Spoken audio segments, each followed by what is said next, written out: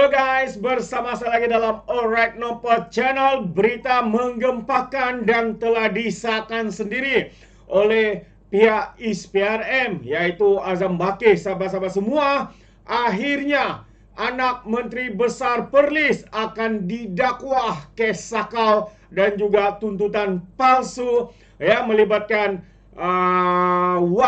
melibatkan uang berjumlah Rp600.000.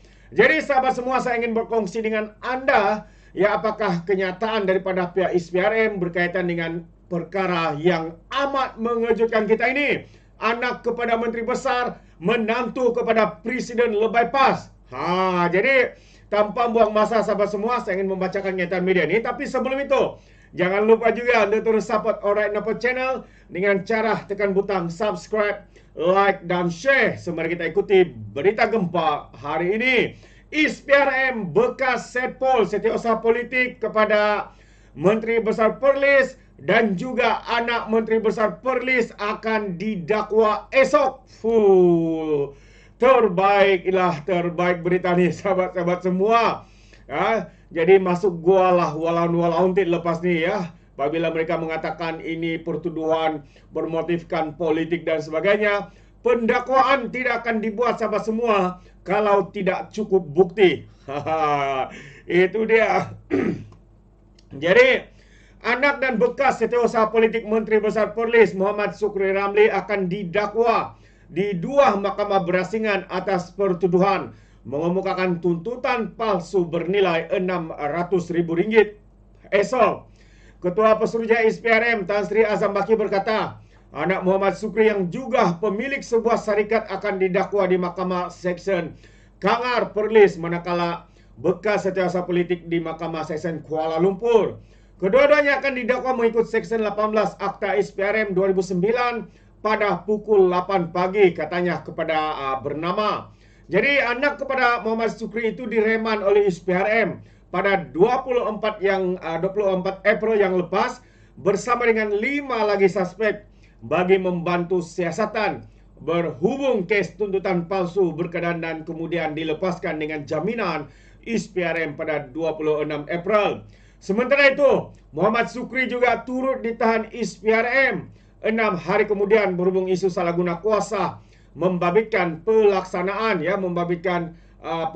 projek pembangunan prasarana di Perlis sejak tahun 2022 dan dilepaskan juga dengan jaminan ISPRM selepas 8 jam disiasat.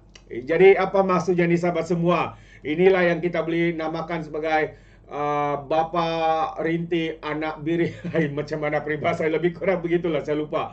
Tapi apa yang mengejutkan kita adalah ini adalah kerajaan di bawah parti PAS sahabat-sahabat semua, yang mana mereka seringkali melaungkan mereka penuh integriti. Apatah lagi parti mereka ini dikenali sebagai Parti Islam se-Malaysia. Parti Islam se-Malaysia. Tapi apa yang berlaku sahabat-sahabat semua? Esok anak kepada Menteri Besar Perlis akan didakwa. Begitu juga dengan bekas Setiausaha Politik Menteri Besar Perlis. Ini kehebatan. Baru berapa tahun mereka memerintah di Perlis sahabat-sahabat semua, sakau menyakau. Banyak skandal sedang berlaku. Adakah lepas ini Menteri Besar Perlis juga akan didakwa? Itu satu persoalan yang menarik untuk kita fikirkan bersama. Kenapa saya tanya sebegitu rupa? Sebab sebelum ini Menteri Besar Perlis juga ditahan. Lepas tu diambil keterangan selepas 8 jam kalau kita lihat berita ini barulah dilepaskan. Itu pun atas jaminan pihak ISPRM.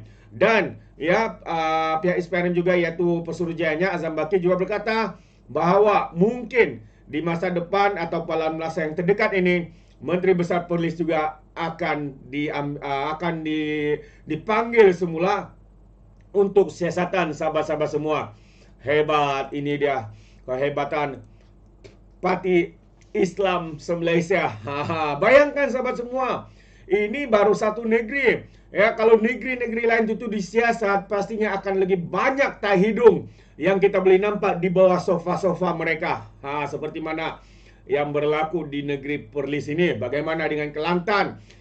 Kelantan sekarang ini pun terpalit dengan skandal penyalahgunaan kuasa, seleweng, 10 telaga jejari sedang disiasat oleh pihak SPRM juga, sahabat-sahabat semua. Bagaimana dengan Kedah? Bagaimana dengan Terengganu?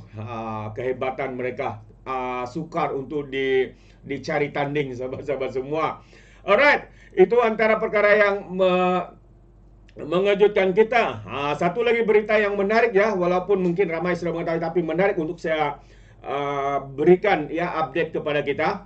Beberapa hari lalu Azmin mengatakan dan pemimpin daripada PAS menyatakan bahwa ini adalah intimidasi dari pihak polis kepada Azmin Ali. Kononnya apa yang Azmin katakan di dalam semasa perbahasan ya di Dewan Undangan Negeri Selangor tidak sepatutnya ya diambil keterangan, karena kononnya mereka mempunyai kekebalan ya sebagai ahli Dewan Undangan Negeri. Tapi sebenarnya sahabat semua, ya sebenarnya siasatan itu bukanlah kerana apa yang dikatakan oleh Azmin Ali ya di semasa di dalam perbahasan beliau di dalam Dewan Undangan Negeri.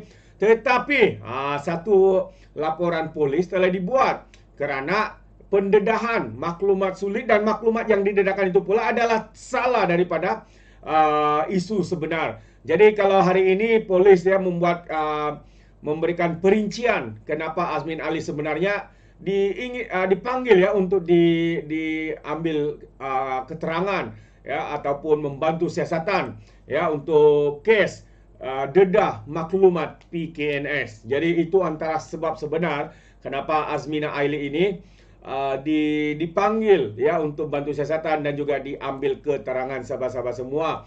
Jadi polis Selangor ya mengesahkan telah memanggil Adun Hulu Kelang iaitu Azmin Ali ya untuk hadir ke Ibu Pejabat Polis Daerah Shah Alam bagi dirakam keterangan mengikut Seksyen 112 Kanun Acara Jenayah.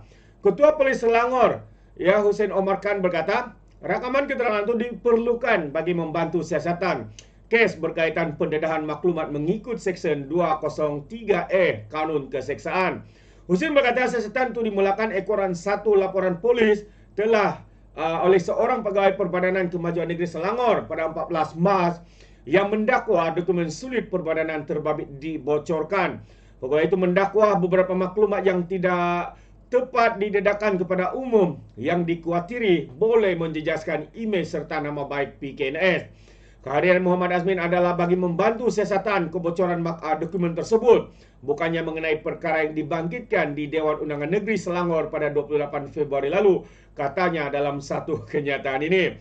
Jadi sebenarnya jelas ya bahwa hadiran Azmin itu bukanlah perbahasan yang dibuat oleh Azmin Ali di Dewan Undangan Negeri.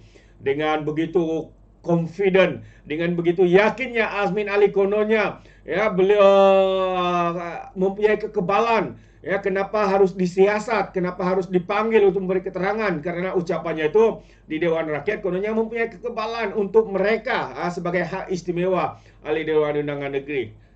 Begitu juga dengan Takayuddin, katanya ini intimidasi kepada Azmin Ali. Tapi sebenarnya sahabat semua, mereka sok sendiri membuat andaian, akhirnya koyak habis. Dan polis juga berkata setakat ini 15 saksi telah dipanggil untuk dirakam keterangan bagi membantu siasatan. Sehubungan itu Husin menasihatkan orang awam agar tidak membuat sebarang spekulasi yang tidak tepat sehingga selesai siasatan polis. Itu dia. Jadi antara perkara yang agak melucukan ya, dengan confident, dengan yakinnya Azmin Ali, pemimpin PAS cuba mempertahankan Azmin, tapi sebenarnya apa yang mereka katakan itu bukanlah dakwaan seperti mana yang disahkan oleh ketua polis ya, ketua polis di negeri Selangor ini kalau saya tidak silap. Ya betul, ketua polis Selangor Hussein Omar Khan.